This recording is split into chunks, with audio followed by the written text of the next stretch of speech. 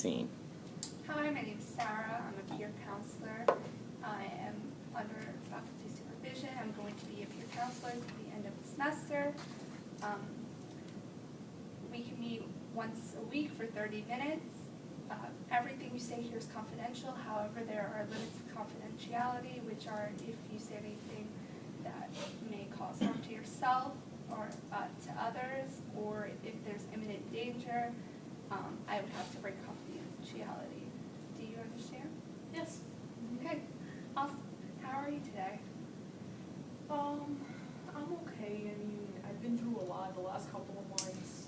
Last semester, I got into a car accident with one of my friends. Like, we were being really stupid, and we were all drinking, and we didn't really pick out who was going to be, like, the designated driver. So, like, my friend was drunk as well. She was driving, and we ended up, getting into an accident. And I ended up really injuring myself, so I couldn't go back to school for the semester, so I pretty much had to withdraw from all my classes. And it's been really frustrating because like I've had this plan since I was young that I would graduate on time because I want to go for my PhD. And it's like now I'm gonna have to stay probably an extra semester or two to finish up. And it's really been affecting me. I can tell that you're very stressed and that this accident is having a big impact on your life. I'm sorry, I forgot. I didn't catch your name. Oh, my name is Christina. Nice to meet you, Christina.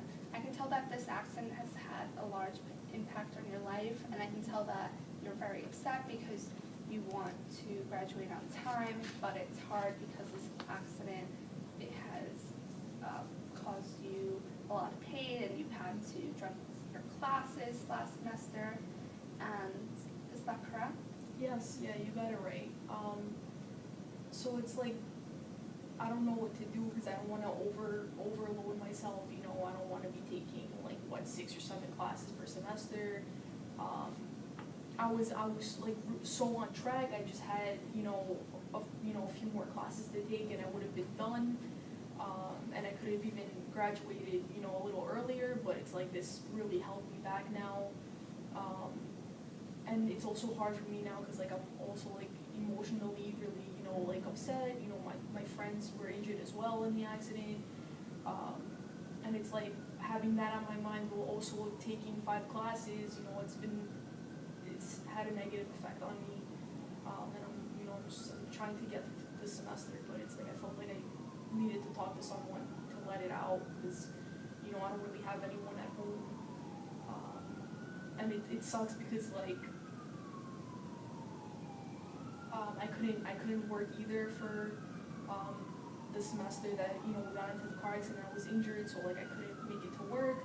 So I ended up getting fired. And the thing is that my parents don't support me going to college, which is it's crazy because you think parents are supposed to be there for you. They want you to get an education, but my parents were very against it.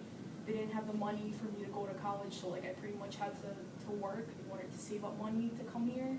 So I've been doing it on my own. I haven't had the best support system. So First, I can tell that it's been really hard on you, and I really commend you for coming to talk to me because I know it's really hard to reach out. And I'm really sorry that you had this accident. And I know paying for school is really tough, especially because you had your car accident and you were unable to work. Have you looked into any options that are available in the school to pay for college? Well, now I can. I've been able to find another job, but it's that whole semester I pretty much wasn't working, and I have to pay $3,000 a semester. So right now I've had to take out a loan to pay for this semester because I didn't save up to be able to afford college this semester. So I have that on my mind too. I didn't want to get loans so early in my academic career because it's I'm gonna have so much debt to begin with. Going into graduate school, especially like if I don't get into a PhD program, I'm gonna have to go for my master's first, which is like I can't even imagine how much that's gonna come out to. I have a lot on my mind.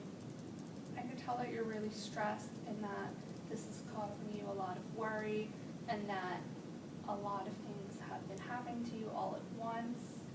Have you explored any options with the PhD program? In what sense? In how you can apply for it and what you need and other options besides getting your master's beforehand? Well, the thing is, like, I know I have great grades, you know, I'm gonna take my GRE soon. I've been studying really hard for that.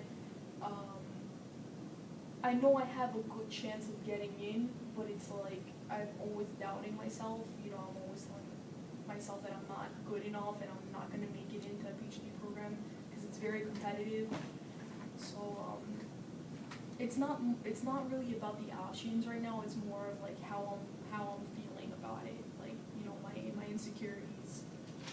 Okay, and I understand why you feel insecure, especially after you've had to take a semester off, and now you're just getting back into the school and trying to figure school out and your financial instabilities. Have you looked into ways of managing your finances while in school? Well, I try not to go out a lot anymore, just because I don't want to spend a lot of money on food, and you know, I try to stay in more, or I'll like bring food with me home, like with me to school. This way I won't spend it on in school, you know, to buy something to eat. I mean, I feel like there's not much else I can do, you know, like I still have to pay for the train to get here. I don't know. I can tell that you're very good with your finances by the way that you describe it, and that you're trying to hold back on spending so you can put your money towards your school.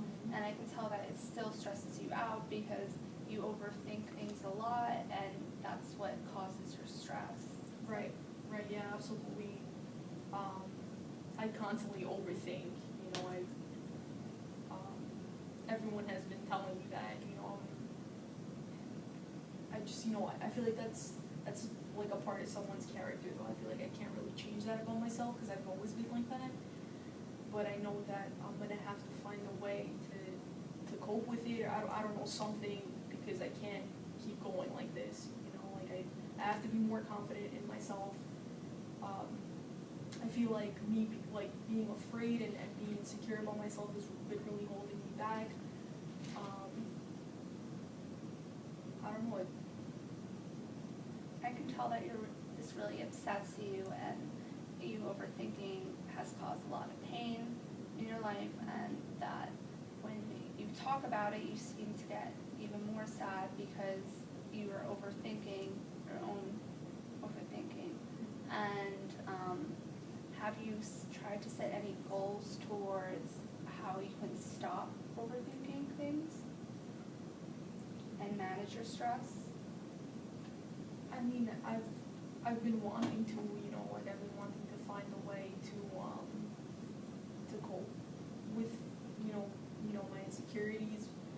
That's why I thought maybe talking to someone would be able to help me out. Maybe speaking out loud, I can hear myself speak, and this way, like, I'll be able to, I guess, like, hear myself in that sense. Like, I don't know.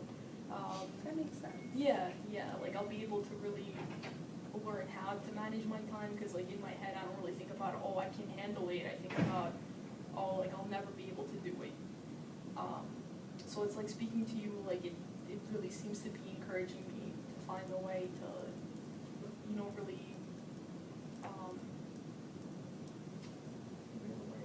Express your feelings. Yeah, exactly.